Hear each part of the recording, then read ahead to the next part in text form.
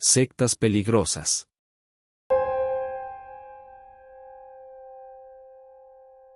Lo que llegó como mensaje de esperanza terminó convirtiéndose en una de las tragedias más perturbadoras del siglo XX.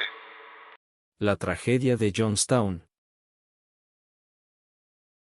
Todo comenzó con Jim Jones, un hombre carismático que predicaba igualdad, justicia social y un mundo sin racismo. Muchos lo veían como un salvador. Pero poco a poco, su discurso cambió, de predicar amor, pasó a exigir obediencia absoluta. Jones convenció a cientos de seguidores de abandonar sus vidas y mudarse a Guyana, a un lugar aislado. Jonestown les prometió un paraíso, pero en realidad era una comunidad cerrada, vigilada, donde nadie podía escapar. Ahí, en medio de la selva, el control era total. Sometidos bajo control, un miedo y si algo no era bien visto el resultado un castigo. Los miembros trabajaban largas horas bajo el sol, las cartas eran vigiladas, las salidas, prohibidas, por las noches. La voz de Jones resonaba en altavoces, largos discursos, amenazas, paranoia, hablaba de enemigos, de traiciones, de un mundo que quería destruirlos, y el miedo comenzó a crecer. El quiebre mental. Jones empezó a hacer simulacros llamados noches blancas, ordenaba a todos beber un líquido, diciéndoles que era veneno. Jones esperaba en silencio a que perdiera la vida, luego él decía que era una prueba de lealtad, una y otra vez fue rompiendo sus mentes. Hasta que la idea de perder la vida dejó de ser impensable. El día que todo cambió. En noviembre de 1978, el congresista Leo Ryan viajó a Jonestown para investigar denuncias de abuso. Algunos miembros aprovecharon para pedir ayuda en secreto, querían escapar cuando Ryan y su grupo intentaron irse, fueron atacados en una pista de aterrizaje. Ryan fue desvivido. En ese momento ya no había vuelta atrás.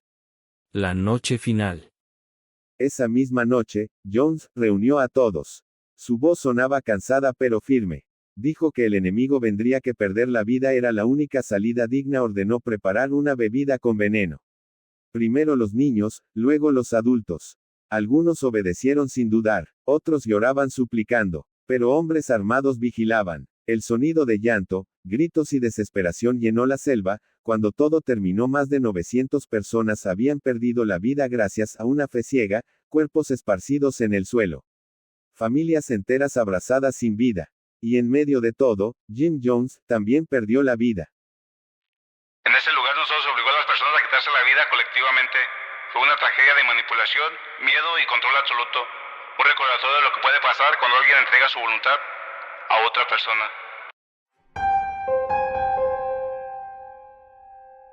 Lo que revela este caso dejó algo claro. Fueron manipulados, otros eliminados, la idea de una transición espiritual. En muchos casos la fachada que mezcló fe, poder y violencia real. Orden del Templo Solar.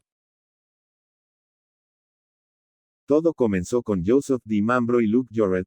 Se presentaban como guías espirituales, mezclando ideas de los caballeros templarios, el esoterismo y el fin del mundo. Prometían algo que sonaba casi sagrado, una transición a un plano superior de existencia.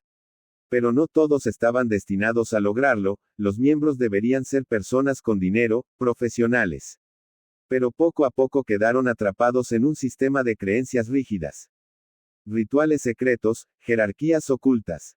Mensajes que solo los elegidos podían entender. El mundo exterior comenzó a parecerles inferior, corrupto. Los líderes empezaron a hablar de un colapso inminente, de una purificación necesaria. La única forma de sobrevivir no era quedarse, sino trascender.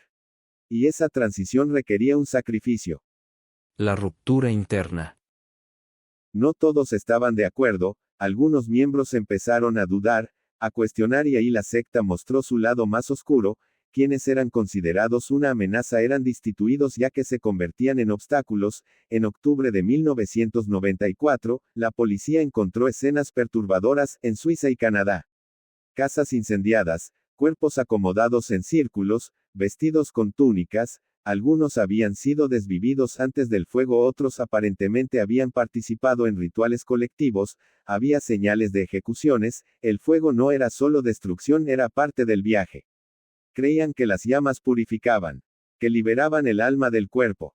Pero la realidad era mucho más oscura. Personas atrapadas en casas incendiadas sin salida. La historia continuó. En los años siguientes, aparecieron más cuerpos en Francia, otra vez, en rituales similares. Personas dispuestas en posiciones simbólicas, escenarios cuidadosamente preparados, como si todo hubiera sido planeado, hasta el último detalle. Investigación. Investigaciones posteriores revelaron algo inquietante: muchos no perdieron la vida por decisión propia, algunos fueron drogados o ejecutados. La transición espiritual era, en realidad, un sistema de control absoluto. Más de 70 personas murieron en total. Familias enteras, niños incluidos, y lo más perturbador, es que algunos creían realmente que estaban haciendo lo correcto.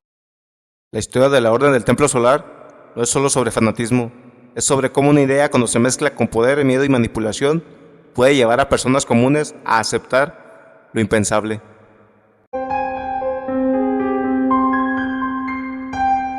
¿Hasta qué punto puede jugar con la fe de las personas? Lo que terminó convirtiéndose en una de las decisiones colectivas más aterradoras. Heaven's Gate.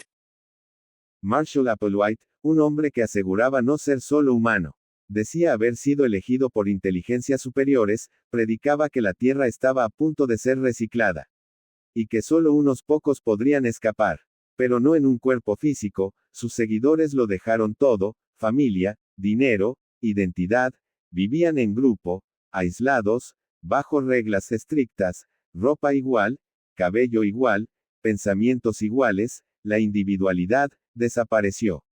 Se entrenaban para abandonar el cuerpo, al que llamaban simplemente el vehículo. La señal en el cielo. En 1997 apareció el cometa Hale-Bopp. Para muchos, era un fenómeno astronómico. Para ellos sería la señal final. Applewhite afirmó que una nave extraterrestre seguía al cometa, esperando recoger sus almas. Pero había una condición: debían liberarse de sus cuerpos para poder subir. Durante días, el grupo se preparó con calma, como si se tratara de un viaje. Grabaron mensajes de despedida. Sonreían frente a la cámara.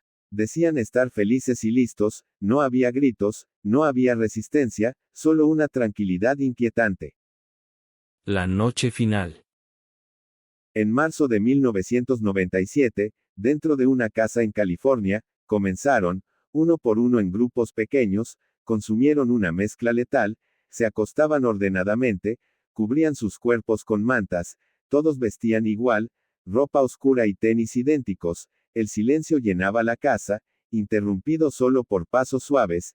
Cada uno llevaba en el bolsillo una pequeña cantidad de dinero y una identificación, como si fueran viajeros, preparándose para un destino desconocido. Era un ritual frío, meticuloso, sin caos, sin duda aparente. Días después, encontraron los cuerpos. 39 personas, alineadas en calma, sin señales de lucha, como si simplemente se hubieran apagado. Pero lo más inquietante eran sus rostros. Algunos parecían en paz. La secta creía que no habían perdido la vida, sino que habían ascendido, que la nave los había recogido y que habían dejado atrás la Tierra para siempre.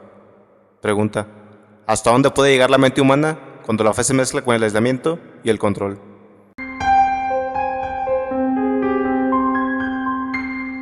Un hombre que afirmaba tener poderes espirituales decía levitar, leer mentes y ser una especie de salvador. Prometía iluminación, pero también hablaba del fin de los tiempos, de un final inevitable. Soko Asahara. Aum Shinrikyo atrajo a jóvenes brillantes, ingenieros, científicos, estudiantes de élite, personas inteligentes que buscaban respuestas. Pero dentro del grupo, la lógica fue reemplazada por obediencia. La duda se convirtió en traición. Detrás de su fachada espiritual, la secta desarrollaba algo mucho más oscuro. Laboratorios secretos, experimentos químicos, intentaban crear armas para provocar el caos que creían necesario. Asahara comenzó a hablar de conspiraciones, enemigos invisibles, de gobiernos que querían destruirlos. Ordenó castigos internos, incluso ejecuciones de miembros que dudaban. El miedo se volvió una herramienta. El líder llegó a una conclusión aterradora. Si el fin de los tiempos no llegaba, ellos lo provocarían. El objetivo: el corazón de Japón, el metro de Tokio, un lugar lleno de vida, que pronto cambiaría para siempre. Día del ataque. El 20 de marzo de 1995, miembros de la secta entraron al sistema de metro de Tokio, llevaban bolsas con gas sarín, un agente químico mortal, las perforaron. Y abandonaron los trenes. Al principio nada parecía extraño, el horror ya estaba ahí pero era invisible, luego se volvió visible. Personas que comenzaron a tener dificultad para respirar, ojos ardiendo, cuerpos colapsando en los vagones, el pánico se extendió rápidamente, pero lo más aterrador, era que el enemigo no se veía, el metro se convirtió en una trampa, pasajeros intentando escapar. Otros cayendo al suelo sin entender qué pasaba, el gas se expandía en un silencio letal, 13 personas fallecieron. Miles más resultaron heridas. Investigación. Las investigaciones llevaron a la secta. Lo que encontraron fue perturbador. Armas químicas, planes más grandes, una organización preparada para algo peor. Shoko Asahara fue arrestado. Años después condenado por múltiples crímenes, pero el daño ya estaba hecho. Conclusión: tal vez no todas las sectas se queden en palabras. Algunas cruzan la línea y cuando lo hacen, el terror deja de ser una idea y se vuelve real.